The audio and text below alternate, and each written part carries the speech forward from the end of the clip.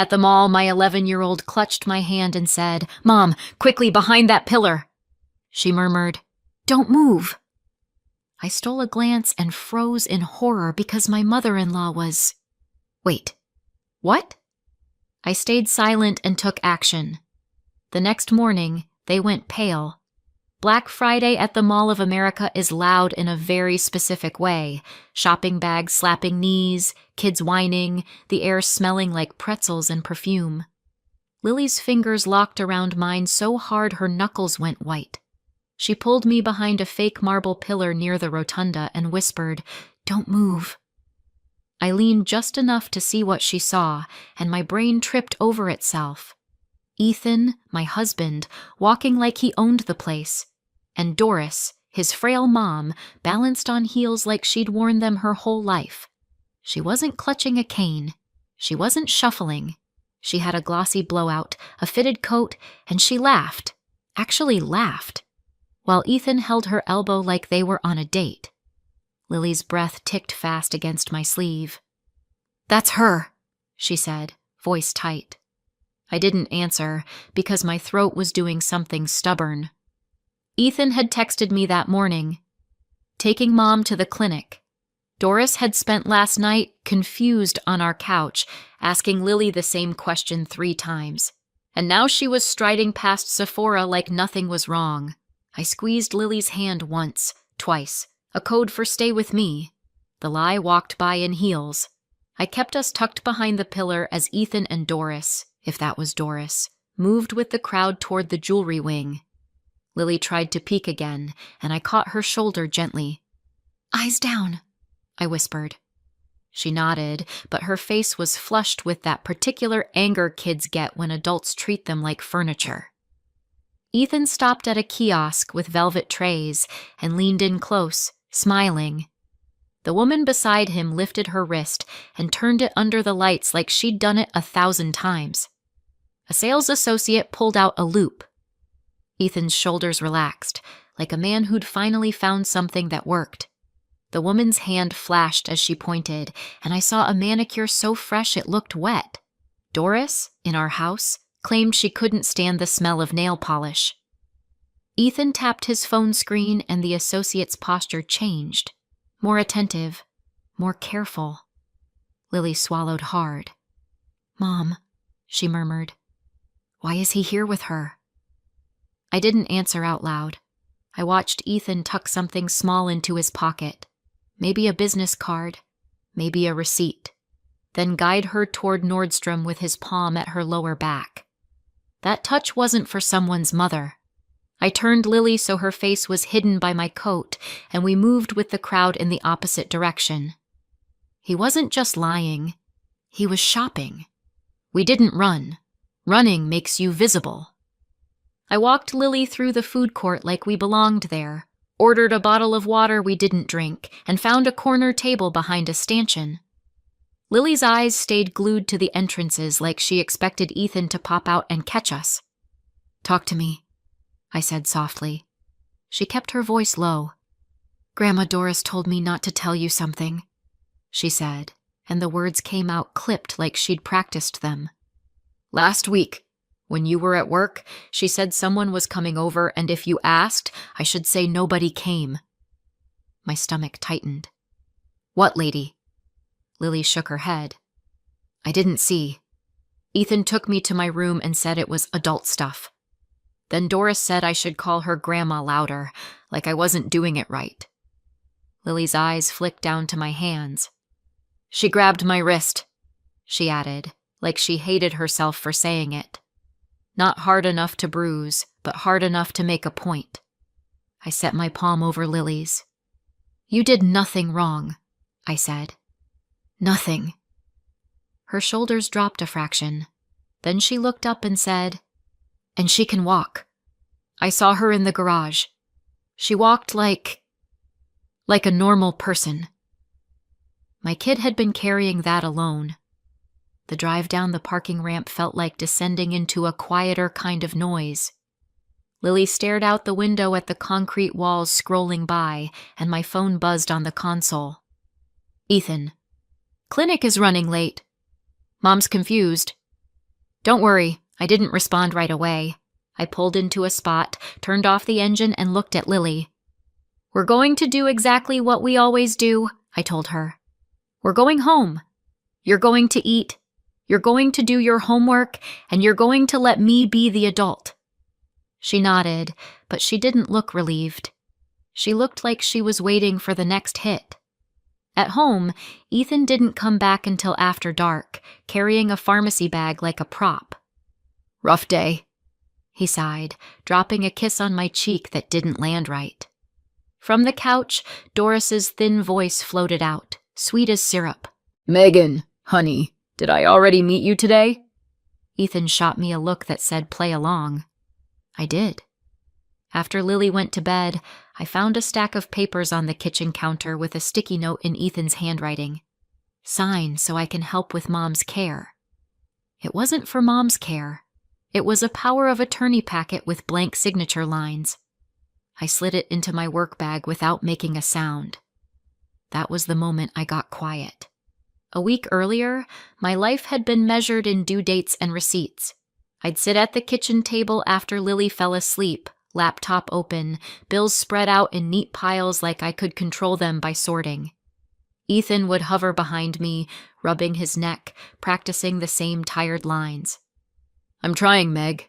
The job market's brutal. He always said brutal like it was a weather report.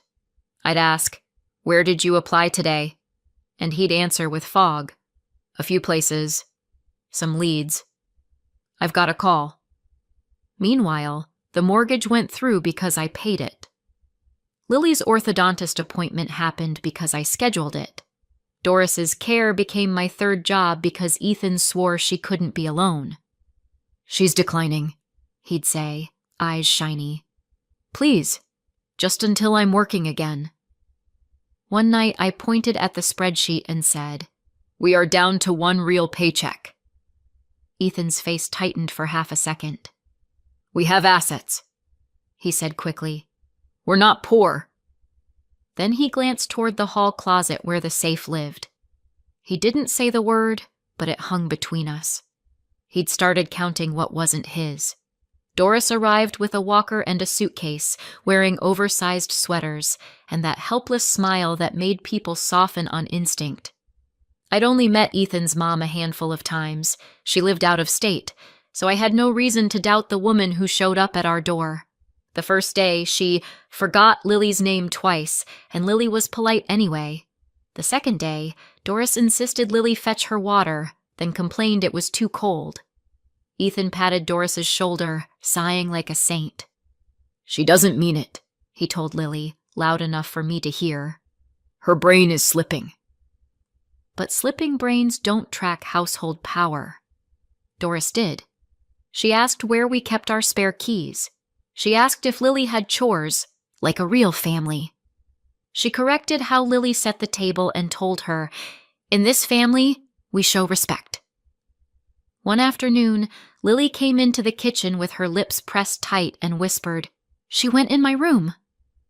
I walked to Lily's doorway and saw her dresser drawers slightly open.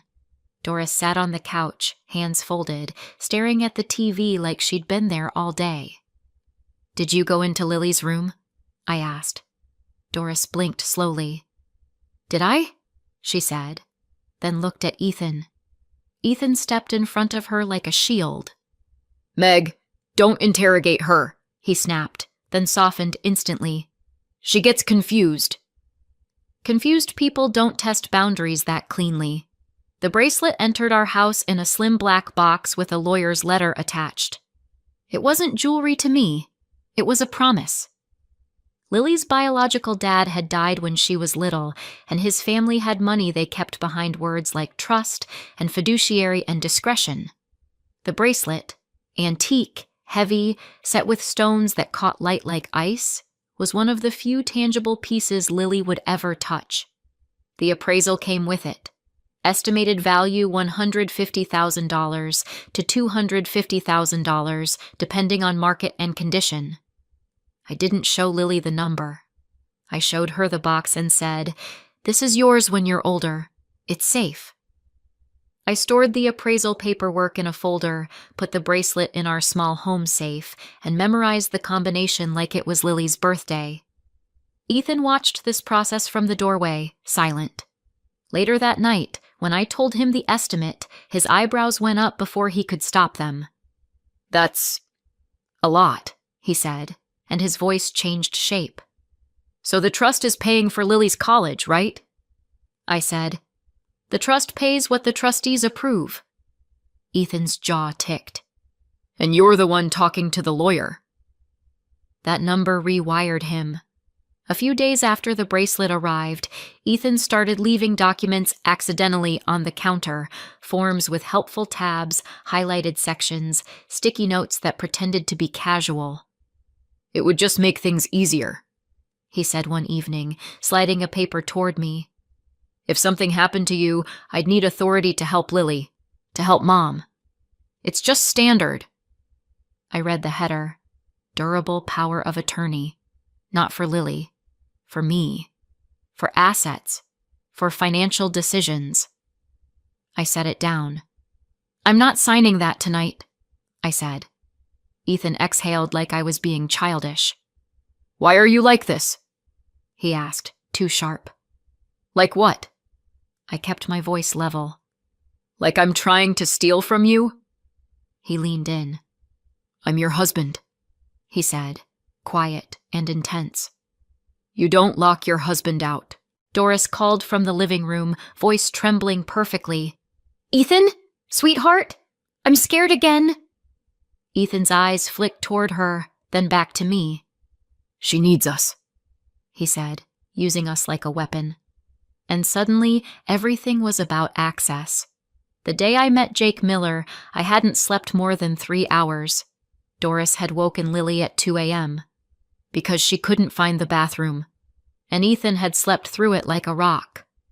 I dropped Lily at school, then drove with my jaw clenched to a coffee shop near my office because I needed caffeine and 5 minutes where nobody needed me. That's when someone said my name like it mattered. "Megan?" I turned and saw a man in a plain jacket, short hair, familiar eyes. "Jake?" We'd gone to the same high school, back when my biggest problem was a chemistry test. He smiled, then flashed a badge only after he realized I was staring at his belt out of habit. "Detective now," he said. "I'm in Bloomington most days." I gave a tired laugh that didn't reach my face. "Congratulations," I said. He studied me for half a second. "You okay?" he asked, not casual. I hesitated, then said the smallest true thing. "Something feels off at home." Jake didn't pry. He slid a card across the table. "If you ever need to talk through something, just reality check it. Call me," he said. My phone buzzed then. A notification from our door sensor. Front door opened. I hadn't told anyone my schedule had shifted. My day just changed lanes. I drove home fast but not reckless, because Lily needed a mom, not a headline. When I pulled into the driveway, my first clue wasn't broken glass. It was silence. Our porch light was off even though I'd left it on. The front door wasn't wide open. It was unlatched, like someone had closed it softly behind them. I stepped inside and smelled something sharp, like cold air and disturbed dust. "Hello?" I called, keeping my voice normal. No answer. The living room looked almost right, but the throw blanket was on the floor and the side table drawer was cracked open. I walked the hallway and saw Lily's bedroom door ajar. Her closet light was on. My hands stayed steady as I shut her door again. In the kitchen, a chair was pushed back at an odd angle, and my work bag, where I'd hidden Ethan's paperwork, was tipped over, papers peeking out like a tongue. I crouched, slid the documents back inside, and stood. I didn't shout for Ethan. I didn't call Doris's name. I went straight to the hall closet where the safe lived behind a row of boring storage bins. The bins had been moved. Not far, just enough to tell me someone had been there. Someone had been careful in my house. I knelt in front of the safe and spun the dial with fingers that felt too cold. The door swung open. The black bracelet box was still inside, and for half a second my lungs worked again. Then I saw the empty space beneath it where my folder should have been. The appraisal packet, my proof, my paper trail, was gone. I checked the box anyway. The bracelet wasn't there, just tissue paper shaped like a cruel joke. I sat back on my heels, not crying, not shaking, just recalculating. My phone was in my hand before I decided to pick it up. I called Ethan. He answered on the second ring, cheerful. "Hey, babe," he said. "Mom's having a rough—" "Where are you?" I asked. Silence. Then a small laugh. "At the clinic. Where else?" I stared at the faint scratch near the doorframe, the kind you could make with a key if you knew how to wiggle a latch. "Someone's been in the house," I said. Ethan inhaled like he was annoyed. "Megan, don't start," he said. "You're always imagining—" I hung up. Then I called the number on Jake's card. I didn't need comfort. I needed a witness. Jake didn't show up with sirens. He showed up the way real help looks, quick, quiet, not theatrical. He walked through my front door, took in the tipped chair, the moved bins, the safe location, and he asked simple questions in a steady tone. "When did you last see the bracelet? Who knows where you keep it? Any cameras?" I answered without extra words. Jake crouched by the door and ran his finger along the latch. "This isn't a random smash and grab," he said. "They didn't take your TV. They didn't take your laptop." He walked into the kitchen and opened a drawer I hadn't checked yet.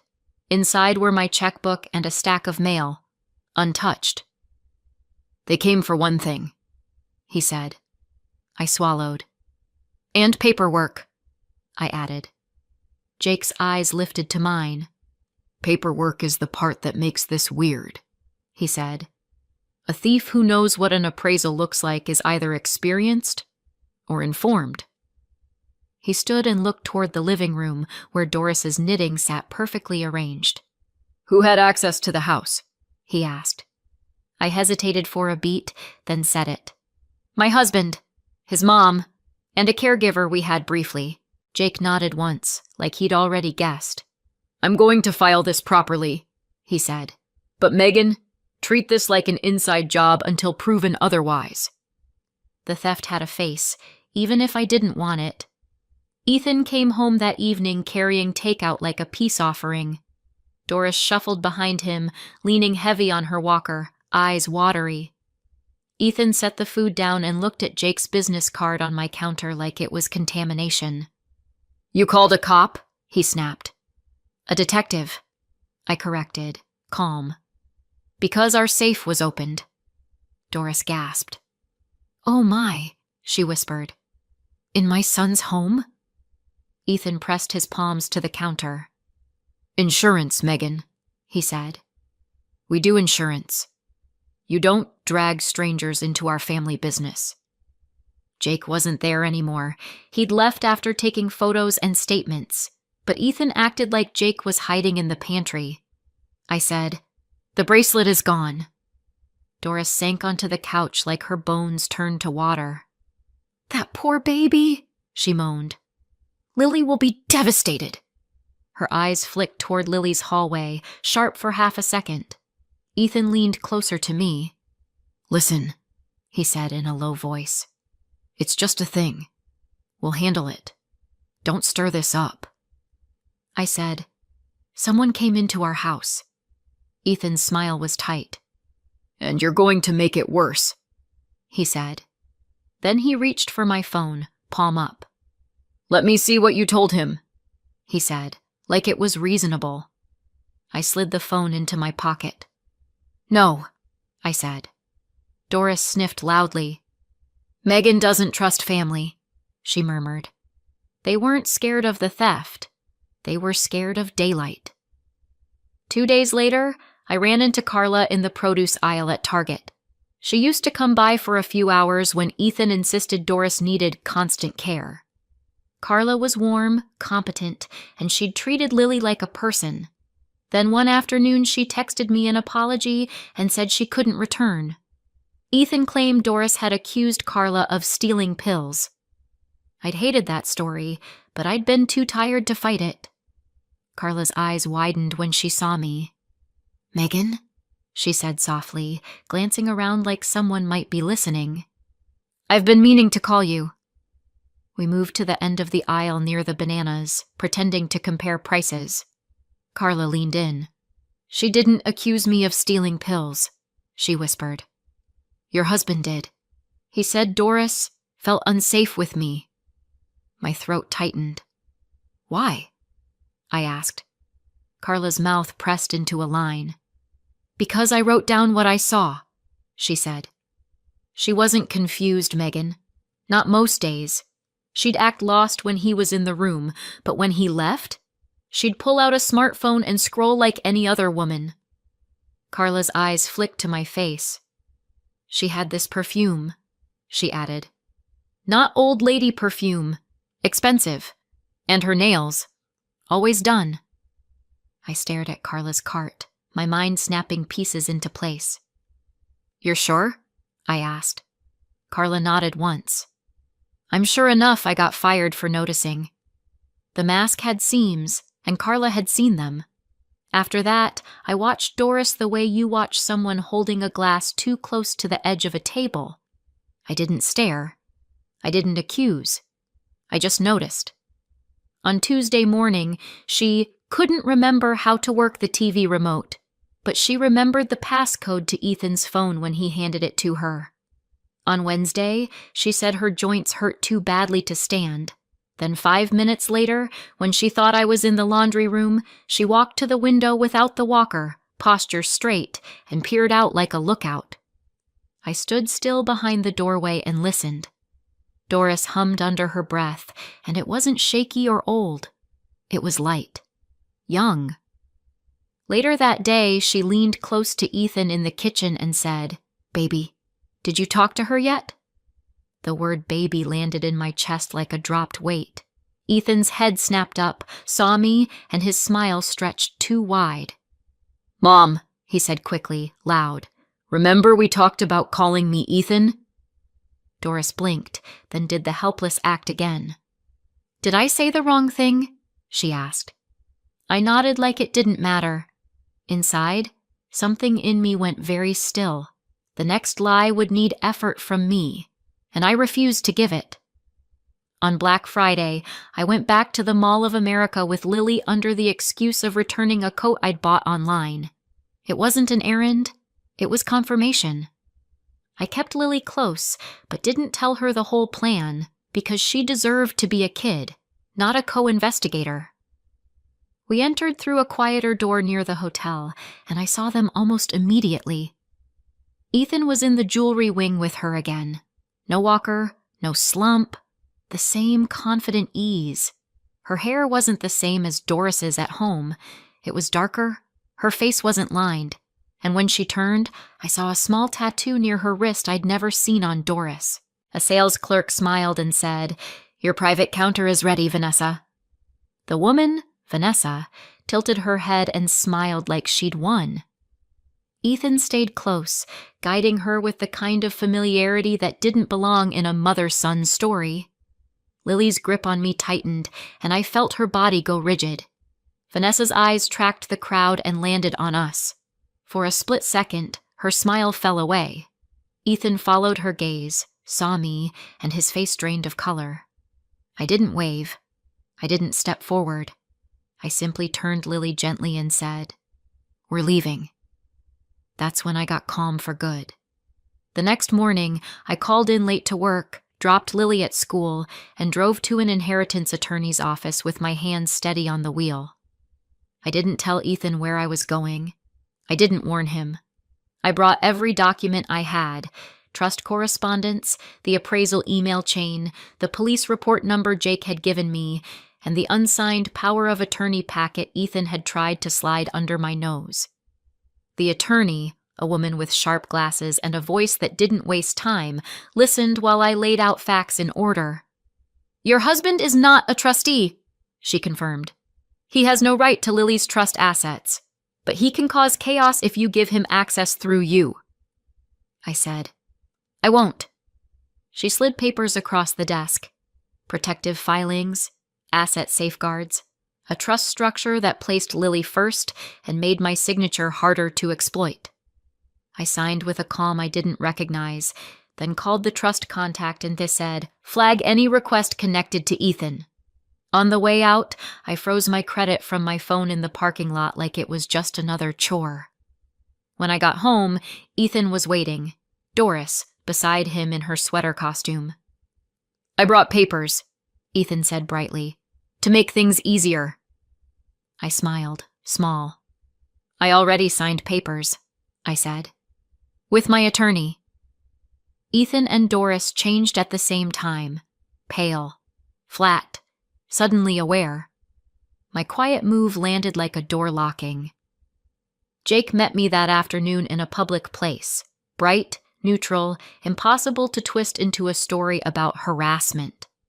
We sat at a table in a busy cafe, and I slid him what I had, the timeline, the caregiver info, the mall confirmation, the attorney's notes. Jake didn't act shocked. He acted focused.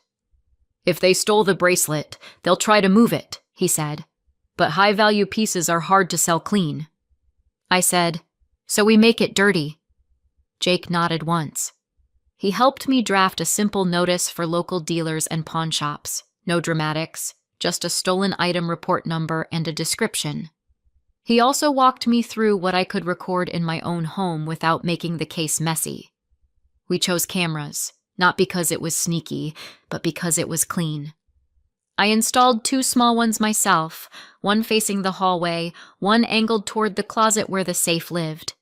Nothing hidden in bedrooms, nothing creepy. Then I did the part that felt like swallowing glass. I baited them. I called Ethan on speaker and said, I'm meeting about Lily's assets. There's another appraisal file I need to locate. I let a pause hang.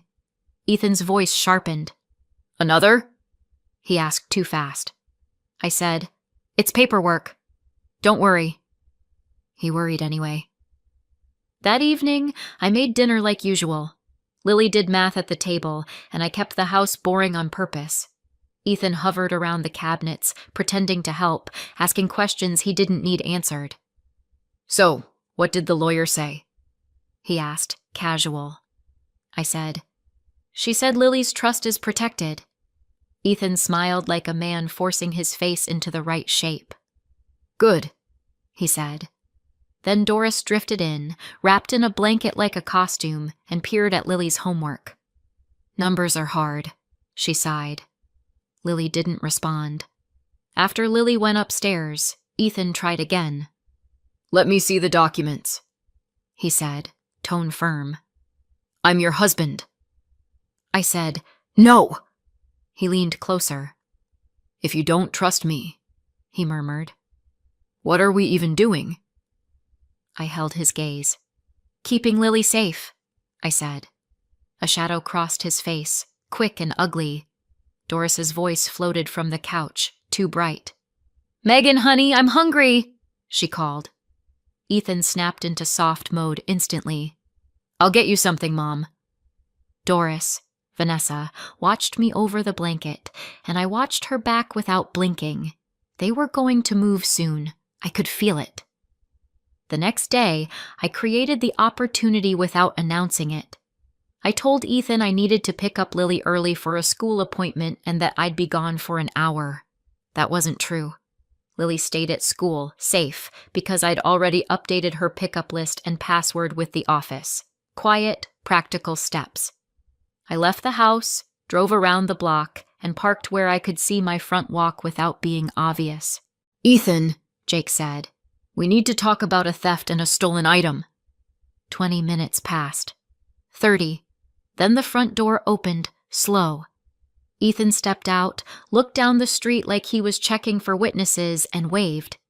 A car pulled up, and Vanessa got out wearing Doris's cardigan like a disguise she was tired of. She moved fast, no limp at all. They went inside together. On the camera feed, I watched them head straight to the hall closet. Ethan yanked bins aside with practiced hands. Vanessa hissed, "Hurry!" Ethan replied, "I know where she keeps it." Then Vanessa said, clear as day, "The buyer won't wait forever." Ethan laughed under his breath. "Once we have it," he said, "she can't do anything." Vanessa opened the safe with a speed that made my skin crawl. "Where's the folder?" she snapped. Ethan's voice went tight. "She moved it."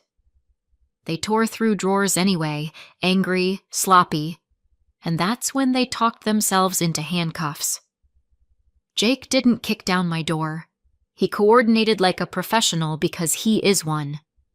When Ethan and Vanessa came back out, empty-handed but buzzing with frustration, they froze at the curb. Jake stepped forward with 2 uniformed officers, calm and direct.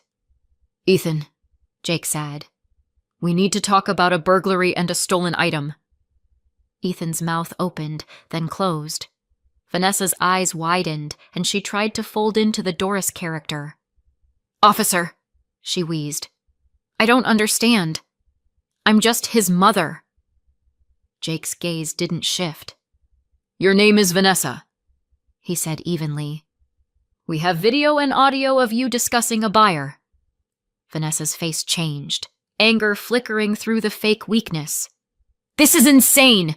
she snapped, voice suddenly young and sharp. Ethan took a step back, like he might run. One officer gently redirected him with a hand at his elbow. Ethan looked at me then. I had walked up and stood beside Jake, not shaking, not crying. "Megan," Ethan said, pleading fast, Tell them this is a misunderstanding." I stared at him and said, "You broke into my safe and stole from Lily." The words sounded plain, because they were plain. His story died in public. By the time Lily got home, Ethan was gone, and the house felt like a place that belonged to me again. I told her only what she needed. Ethan made choices that aren't safe. He won't be here. Lily sat very still on the couch, then nodded once like she'd already been bracing for it. The next day, I changed the locks myself with a kit from the hardware store, screws biting clean into the doorframe. I canceled the spare code on the garage keypad and collected every emergency key Ethan had scattered around. Jake helped me file for a protective order, not as a dramatic gesture, but as a practical boundary with consequences. Then the second front hit. My phone pinged with a fraud alert, an attempted large purchase on our old joint card at an electronics store. I didn't call Ethan. I didn't argue. I tapped decline, called the bank, and shut the card down. Within an hour, there was another attempt, this time at an online cash transfer service. The pattern was frantic, like a man realizing the exits were closing. I opened a family group chat, Ethan's sister, his aunt, anyone who might check on Doris, and wrote one factual text. "Ethan and Vanessa are not allowed at my home or Lily's school. Please do not share our location." No emojis, no anger, just a line. He tried money next and hit a wall. A week later, a jewelry dealer called the number on the stolen item notice. "We got an inquiry about a bracelet that matches your description," he said, cautious. "We haven't bought it. We wanted to verify." I thanked him and forwarded the information to Jake. The bracelet surfaced the way stolen things often do, not through a dramatic reveal, but through a paper trail and a person who didn't want trouble. When Jake handed me the evidence bag at the station, I didn't open it right away. I asked him, "Is it really back?" Jake nodded. "It's back," he said. I drove home and opened the bag at my kitchen table with Lily beside me. The bracelet caught the light, exactly the same, heavy and cold and real. Lily didn't touch it. She just stared, then whispered, "So it wasn't my fault." I set the bracelet back in the box and slid it toward her. "It was never your fault," I said. I filed for divorce the same week, and my attorney moved quickly to protect Lily's trust from any attempt at interference. Vanessa tried calling from an unknown number once. I blocked it without listening. Safety is built from small, firm moves. A few months later, our life looked ordinary from the outside, which was the point. Lily and I moved into a smaller place with bright windows and neighbors who minded their business. I kept my routines tight. School pickup passwords, credit monitoring, doors locked the same way every night. The bracelet stayed in a safe deposit box under Lily's name, handled through the trust the way it should have been all along. Sometimes Lily would ask a question while brushing her teeth. Small, practical questions like, "Can someone pretend to be family again?" And I'd answer with facts, not fear. "They can try," I'd say. "And we can stop them." Jake checked in once in a while with quick updates, never crossing lines, never making it emotional. One afternoon, he dropped off a final document confirming the case evidence return, and he paused at my doorway. "You did this the right way," he said simply. I nodded. "I did it the quiet way," I replied. Lily from the living room called, "Mom, can we make hot chocolate?" I said yes, because that's what normal looks like now. If someone in your life wore a mask to get access to your kid, what would you lock down first? Because peace is a system, not a feeling. So what do you think? Did I go too far or not far enough? Let me know in the comments. And don't forget to subscribe for more.